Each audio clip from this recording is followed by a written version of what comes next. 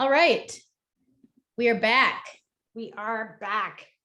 Yeah, so Dr. Toni and I, before we dive into our podcast, our usual vaccine topics of the day, we wanted to just kind of mention the recent Supreme Court ruling.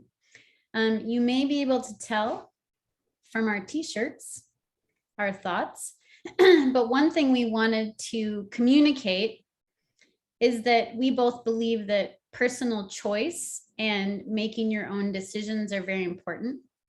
And that one of the reasons why we do this podcast, why we answer questions of anyone who reaches out to us on Facebook, via email, other social media, pretty much, people send us questions all the time. We answer them is because we think it's important for people to make informed decisions about their own body and their own health.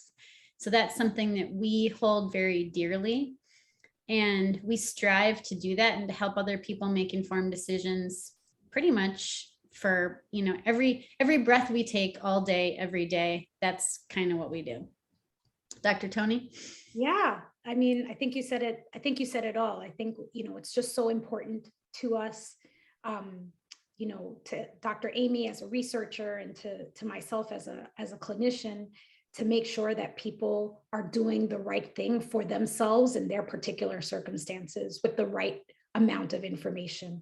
Mm-hmm. And the removal of that ability to make that choice is concerning. And so I think that we just want to say that, let you know how we're feeling about it, and that we are going to go forward with our vaccine conversations, the new stuff that's out in the news, with every intention to make sure that our listeners are well informed and feel good about the way that they go forward, and that they can make the choice to decide what they are going to do with that. Exactly.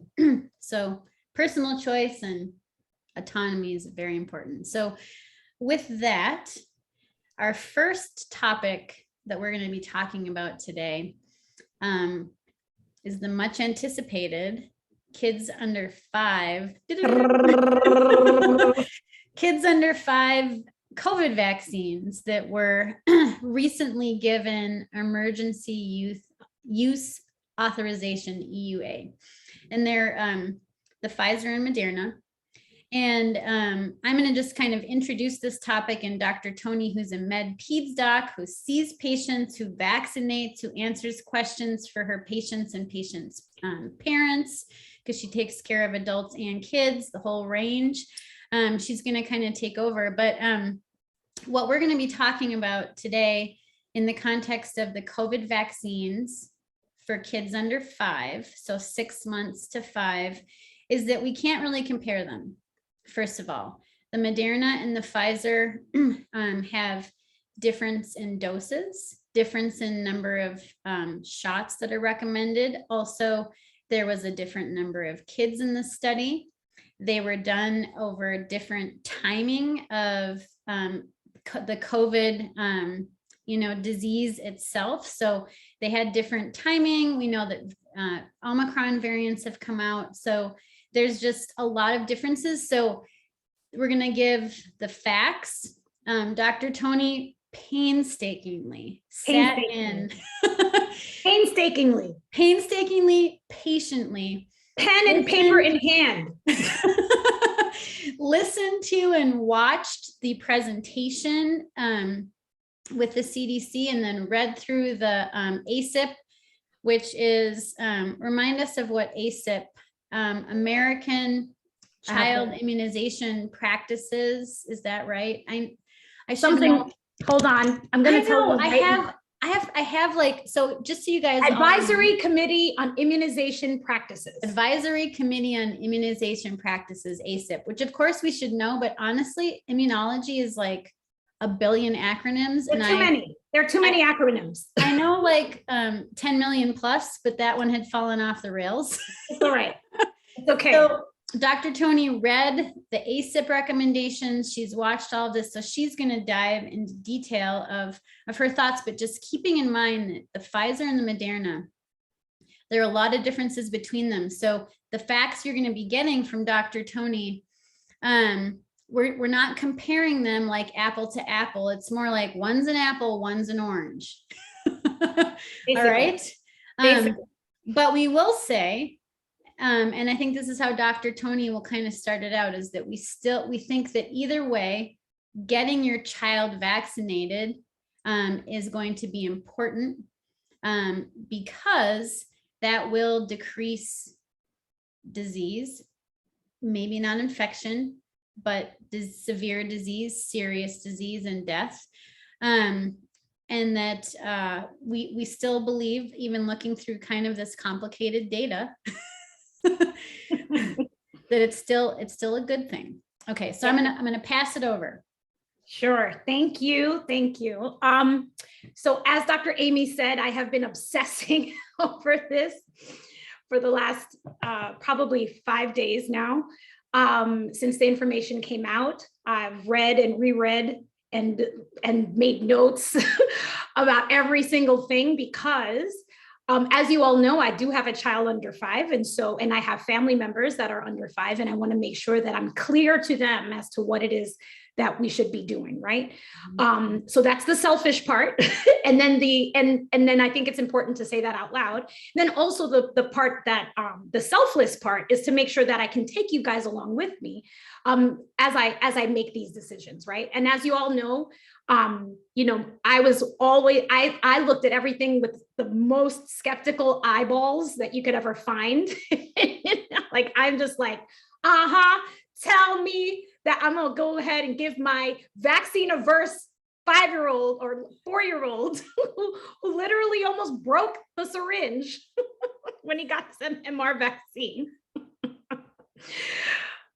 Tell me why I have to do this again, an extra, right? So I would never do anything to him that I would recommend to someone else, right? So I want to make sure that that's clear. And I looked at this and I agonized over the data. And at the end of the day, Anthony is going to get his vaccine once I get it together to give it to him. Now, in terms of choices, right? And so what I was looking for, one of the things that I want to say is that getting vaccinated, I think is the right thing to do. At this moment in time, I think it's important. I think Dr. Aimee and I have said this, that over and over in almost every podcast, that we are still learning about COVID. Mm-hmm. That is the frustrating thing for our population. Mm-hmm. That this is not measles where we know it all, right? This is not rubella where we get it together, right? Like, this is not even chickenpox. This is a new illness that we have experienced and doesn't feel new anymore because we've been living it, and we're in year 3 of this pandemic. So you would think that, oh my God, why don't you scientists get it together and figure out what the heck we need and just tell us so we can be done with this thing, right? Unfortunately, we are still learning just alongside with you. And so I think what's really important to say out loud and to get you prepped for it. Now, this is not for the parents that are running with their children under their arm to get vaccinated. Do you know what I mean? Like, there are those of us who are like, we're like counting down the days for when this was going to happen so that they can get their kids vaccinated. This isn't for you. This is for those of you who are like, I'm scared, I'm confused. What am I supposed to do, right? And so the thing is that we are still learning about these vaccines. We are still learning about this disease. We are still learning what's happening to adults and how many doses the adults are going to have. So see our previous podcast on how many doses you're supposed to take. And so we are going to be kind of a little bit at the starting point of where we were with adults, with children, because we didn't start with children. We started with adults. Right. And so it's really important to understand that, like, we're almost kind of like at the beginning of the learning curve for what's supposed to happen to children. And we cannot compare that completely to what's happening in adults. I hope that that's clear and that makes sense. Yeah. So we're going to be learning along with you, and all the things that we say today, the next podcast that we do on this, when we find out more information, we might have different information. And it's not because we don't know what we're doing or we can't get it together or any of that stuff. This is science. This is just the way that it works. This is medicine. This is the understanding of illness and disease. It changes over time. It changes with more information. It changes with the environment. all of that kind of stuff. And so I think it's important to just set that up for you and give you that frame. Yep. So the way that Dr. Aimee was talking about it, and the way I'm talking to you guys in the podcast, is the way that I would talk to my patients. So this is basically what I would do. You know, I'm going to try to keep it real as possible, in a place so that you don't get confused. So the point is that the reason that we're even talking about vaccinations in children under 5 is because we're not out of this gosh darn pandemic yet. We're still here in this pandemic, and the virus keeps changing, and we're still dealing with variants. And so we just, at this point, we have to protect everybody that we can. Otherwise, remember that kindling that Dr. Aimee talked about in our previous podcasts, it's never going to end. It's just going to keep ping-ponging, and we're never going to get there. Yep. One of the ways that we can try to diminish the ping-ponging is to make sure that everyone of all ages that can safely be vaccinated are actually vaccinated. And that's why we're talking about children, because the Petri dishes of our lives, the loves of our lives, go ahead and carry this gosh darn thing everywhere. It just continues to be at risk. The last numbers that I looked at, almost over 400 children have died of COVID. That's right. And then if you look at the rate of death compared to other infections and their rate of death, for which we have vaccines, it's higher. It's actually higher. The death rate is higher. And so this is a serious problem. I have to tell you that I keep hearing stories, you know, as a physician, I keep hearing stories of children, horrifying stories of children, whether they're healthy or not, who end up intubated in the ICU. You don't want that. You don't want that. If you can avoid it, if you can try to avoid it, you know, it's the scariest thing for a parent to have to put their child in intensive care for whatever the reason, right? And so this is one of those things, although it is not as common as in adults, it's not zero in children. Right. And I personally am not interested in seeing that if I can avoid it. That's the point. So now that we're talking about these vaccines, Moderna and Pfizer, right? So Pfizer, let's talk about Pfizer. That's the one that's out there the most. Pfizer is the vaccine that is going to be, that has been approved. I don't know if it's been approved or if it's still under EUA. I forget. Dr. Aimee, do you know? For over 5? I believe it's been approved. Yeah. So this is the vaccine that has been there for over 5. So there's already information on how it actually affects children. There have been no deaths, no common serious adverse events in that population. There was that concern about myocarditis, which we talked about in a couple of podcasts ago, which we discovered is usually with adolescents and with young adolescent and young men for the most part. And to recall that COVID does cause myocarditis itself in a higher incidence than the vaccine, right? So that's the first thing about Pfizer. The other thing is that it's a very low dose. It's 3 micrograms, which is a whiff. It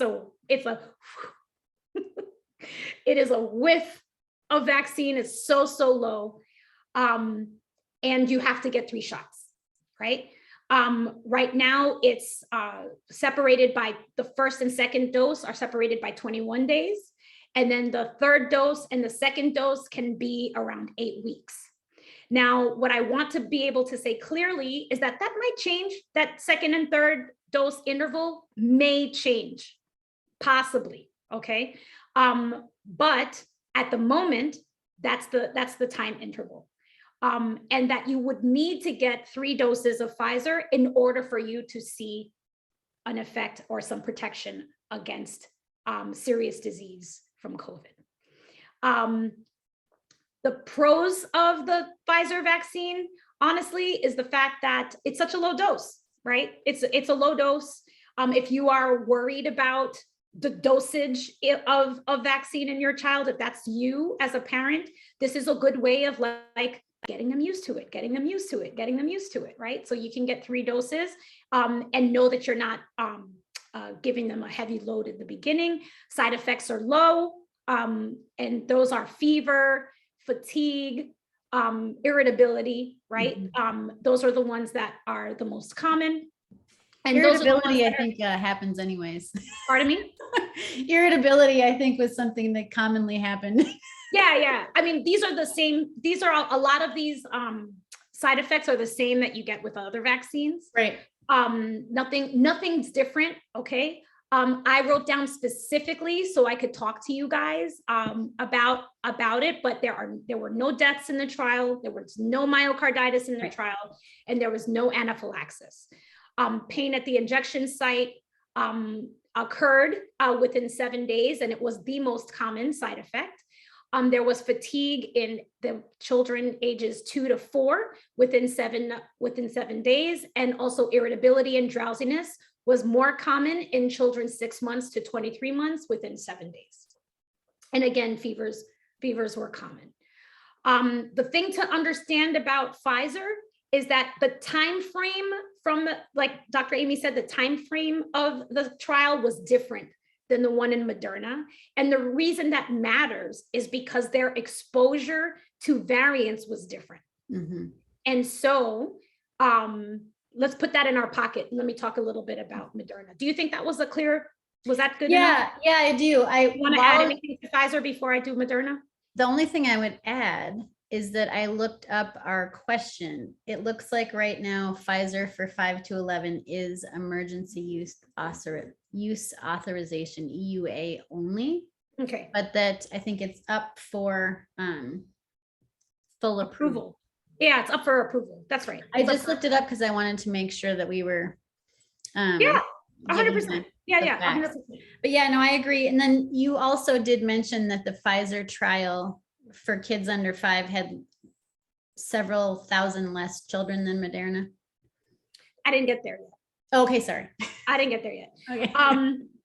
So it was a smaller trial. It was definitely a smaller trial. But they were comparing the immune response basically. And the way that they are able to compare the immune response to get an idea of whether or not this would work is that they looked at their immune response in younger adults, less than 25 years old, and made sure that it was as good or better than what was happening in adults. And so that's where we are. And that's how these trials work. This is how we go forward. And so that's the Pfizer. So Pfizer might work for you if you're interested in exposing your child to lower doses of vaccine. And it just makes you more comfortable, and you will get there with lower doses, but you need to have more frequent shots. And boosters are in your future. That's for sure. Extra doses are definitely in your future. So keep that all in mind, especially as we learn what the pattern of variants and the pattern of mutation of COVID is going to be. The same way that we update the flu shot, we're probably going to have to do that with COVID. It's just hard to do it now because we don't know what else it's going to do. So that's that. For Moderna is a higher dose, and that's why you can't compare Pfizer and Moderna. It's already a higher dose. It's 25 micrograms compared to 3 micrograms. It's still small, 25, like you can't see 25 I mean, I've tried to measure that and I'm wrong all the time. When I was in the lab, micrograms are tough. You need special equipment for that, and so it's really, really a small dose, but it's higher than Pfizer. Because it's a higher dose, there are slightly more side effects. The side effects are the same kind of side effects that you get with Pfizer. You get the same fever, irritability, fatigue, headache, and lymphadenopathy. Lymphadenopathy is when you get the swollen glands. That's something that they were looking for because they saw it a lot in adults. And so they were actually looking for that side effect in the Moderna trial. And so, and also headaches were another, headaches and then fever as well. You get more side effects probably because you get more dose, right? Your immune system is getting more revved up, is seeing a lot more of the invader, if you will. And so it's getting revved up a little bit quicker than perhaps the Pfizer vaccine. Now, Moderna is, because it's a higher dose, it's only 2 shots. So if you have the karate chopping toddler that I have when it comes to vaccines, maybe that's the shot for you. And that's why I'm kind of thinking about that one for my particular toddler, as he is not interested in needles whatsoever. And I think it's funny, I just want to do as a sidebar. I was the child who, when I had to get vaccinated, was under the table and had to get yanked from being under the table. And my brother was the one, who's younger than me, was the one who would sit on the exam table and said, "I'll take her shot." Because he was not afraid of needles. I know. I know. So my son has taken after me and does not like needles. So I can't fault him for that. So I want to get it done as quickly as possible. I'm not interested in giving him extra shots if I don't have to. Okay. So that's why I'm thinking about the Moderna. Like I said, the side effect profile. They're 28 days apart, the 2 shots. And they're, again, the same. They looked at the antibody response the same way, basically, at how did it respond in young adults, and was it about the same, the immune response, or was it better, right? So that they looked at about the same and better in order to say that this was an effective vaccine and an effective dose. No deaths, no myocarditis, no anaphylaxis. Pain at the injection site was the most common side effect within 7 days. Fatigue and headache was the most common in 2 to 5 years of age within 7 days. Irritability and sleepiness was more common in 6 to 23 months within 7 days. And fevers were more common after the second dose. Now, what I thought was interesting was that they actually compared the amount of fevers in routine vaccines compared to the amount of fever that you get with Moderna, and it's actually less. So we get more fevers with our routine vaccines, about 30% in our other routine vaccines, compared to the 16% that they got in the trial. So that's good to know. Now, granted, of course, the numbers are completely different, right? We're talking about much smaller because we're talking about a trial. But again, that's reassuring. It's reassuring that it's not like it's more, right? It's not like it's actually the same, because maybe there would be room for it to be worse, right? To have more fevers, and you don't have that. So this was really good. I'm not worried about safety at all with either one of these vaccines. I think they did a good job covering the side effect profile. Let's see. And then the reason, the other thing about Moderna is that Moderna trial was done between December and February when Omicron was popping off. And so the data that we got in terms of the effectiveness of the vaccine is reflecting its effect with the Omicron variant. Now, that tells us nothing about future variants for either one. And even for us who have been already fully vaccinated, may need extra doses at this point. We might be looking at other vaccines in the future as well because of the different variants that are coming down the pike because of the kindling that Dr. Aimee talked about. But this is a good way to start to get the party started, if you will, to get some protection in your children, especially before school starts in the fall, where you want to make sure that you've protected them as much as you can. Let me see if there's anything else that I want to tell you about Moderna. This one had a lot more children than the Pfizer vaccine trial. And so that's really great. That's good that they were able to get as many children as they did. That made me feel really confident about the data. It was a really solid study. I think it's well known that, and I should share that Pfizer thought that they were going to be done at 2 doses. And then, because that was in the news, they thought they were going to be done in 2 doses. And then when they did the analysis, they found that it wasn't immunogenic and at the second dose, and that they needed to get a 3rd dose. And so that kind of, that made them change. That's why I'm saying that second to third dose interval might actually change as we get more information, because some people were like, okay, I'm done. And they were like, hey, can you come back so we can give you a third dose and see what that's like, right? And so, that's real world information. That's real world data. And so at the end of the day, pick the one that you're the most comfortable with. I think that the side effect profiles are about what we expected and about the same as what you see with other vaccines. Again, Dr. Aimee and I wish we could give you a silver bullet that says that if you did X, it would end tomorrow and you wouldn't have to worry about this anymore. We wish this more than anyone, I'm sure. But that's not where we are. Where we are is that what we have to offer you is some level of protection, a seatbelt, if you will, to prevent you from getting hurt in a car accident, right? We have some level of protection to give you. I personally am somebody who has seen a lot of sad things happen to children. I have seen children who haven't been fully vaccinated have pneumonia, like pneumococcus, and have meningitis, and it's awful. These are preventable illnesses, and I want to try to prevent that as much as possible to my little one under 5. And so this is what we have right now. And believe us, we will hop on the horn and tell you about something new that's better the minute it comes out. We will be hopping on. I'll be like, Aimee, emergency podcast time.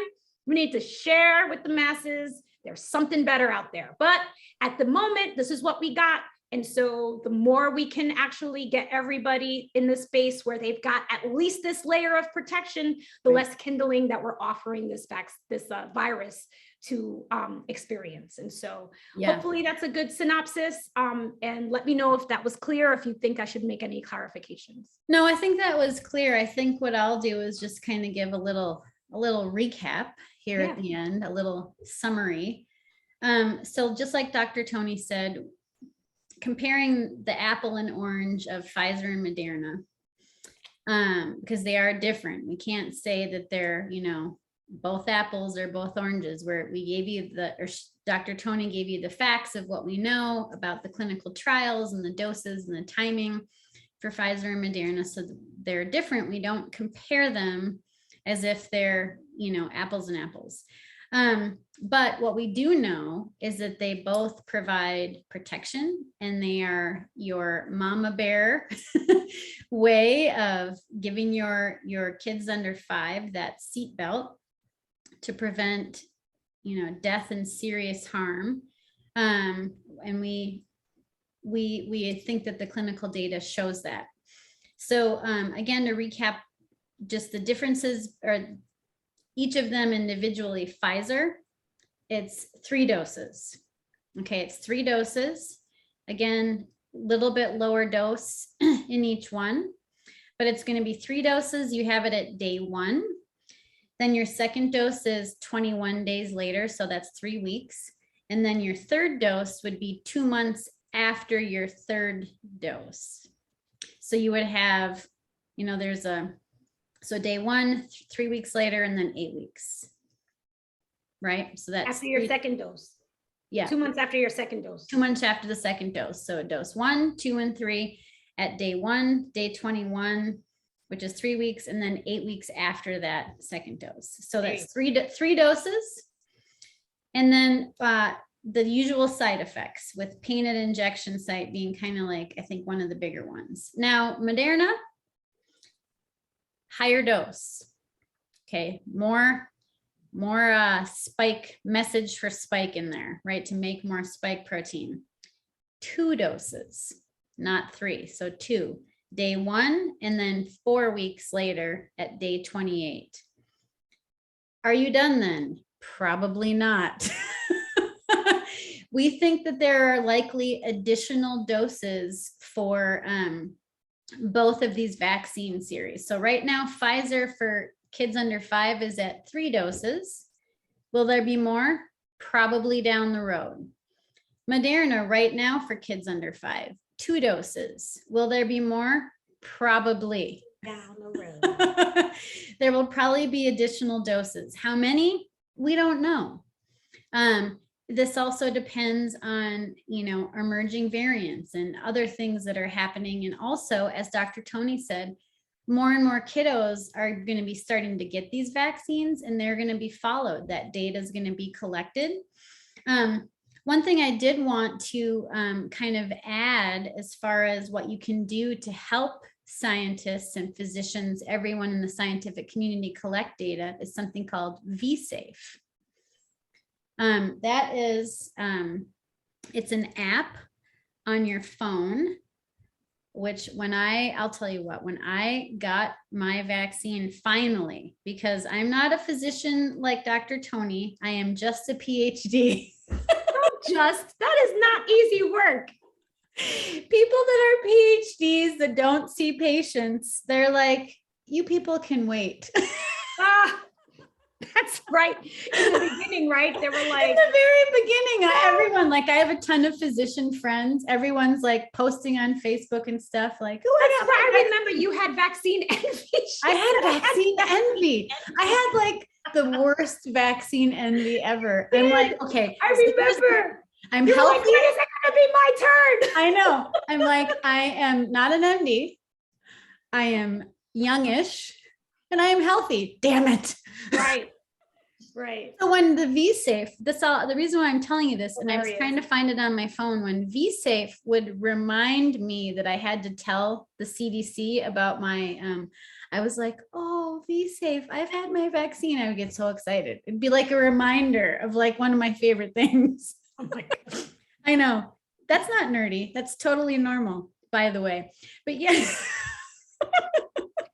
Dr. Toni is like, yeah, that is nerdy. So, but anyways, vSafe is something that it's an app on your phone that when you get vaccinated, you should register for vSafe, but you can also do that for your kiddos so that it will pop up and it will ask you at certain points in time, like, how is your kiddo doing? Have they come down with COVID? What types of, side effects and things are they having, and whatever. And that data is then used to help us understand what's happening with kids that have been vaccinated. So that's incredibly helpful. Yeah. It's also been helpful for us to collect data on like fertility and pregnancy and side effects and things that happen with adults. So that vSafe, just kind of keep that in mind, when you get your kiddos vaccinated. But so for a recap, I think both are seatbelts. Both provide protection. Apples and oranges, though, very different. You can make, we would encourage you to get your kiddo vaccinated, but then make the choice that's best for you. Pfizer, Moderna, either one, we think you can't go wrong. Right. That's right. Also, just so you can link, if you have a vSafe account because you got vaccinated, you can attach your baby to that account, is what I understand. So yeah, I think they've tried to make that linked for convenience. So yeah, that's absolutely. right. So it's not an extra thing that you have to do. So yeah. So hopefully you did that for yours, and then you can add that for your baby. But I think any last words? Are we good? No, I think that's it. If that was not clear, let us know. Let me know. Let us know if you have questions. You know how to reach us, and we'll be back and talk a little bit about long COVID, and in a subsequent one, we'll talk about a little bit about what's happening with these other viruses. Yeah, other viruses that we know, and I can't say love, but we know and like have intimate knowledge of. That's right. Like RSV and influenza, they're acting weird. So they're acting very weird about that. Yeah. So, but in the context of kiddos under 5, if you have any additional questions, it's Dr. Toni and Dr. Aimee at gmail.com. So send us a message. That's all right. We'll be back.